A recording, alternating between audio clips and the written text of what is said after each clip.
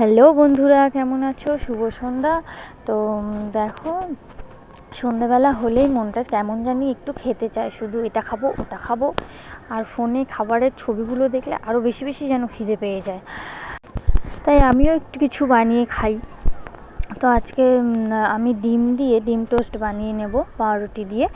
তো দেখো, আমি ডিম টোস্ট বানিয়ে নিচ্ছি, একটু পেঁয়াজ দিব। বেশি ডিম ছিল না ঘরে, তাই অল্প ডিম দিয়ে, দুটো ডিম দিয়ে 4টে পাউরুটি দিয়ে ডিম টোস্ট বানিয়ে নিলাম।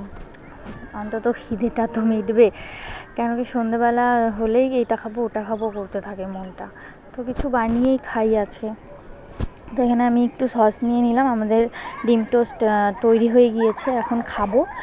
তো একটু সস দিয়ে নিলে আরও বেশি ভালো লাগে খেতে, আর সাথে একটু ঝাল চাটনি হলে ভালো হয়, কিন্তু ছিল না। তো দেখো আমি খাচ্ছি, ভালো হয়েছে খেতে। তোমরাও চাইলে চটজলদি যদি কিছু বানিয়ে খেতে চাও তো অবশ্যই এরকম কিছুই বানিয়ে খেও, পেটও ভরবে আর ভালোও লাগবে।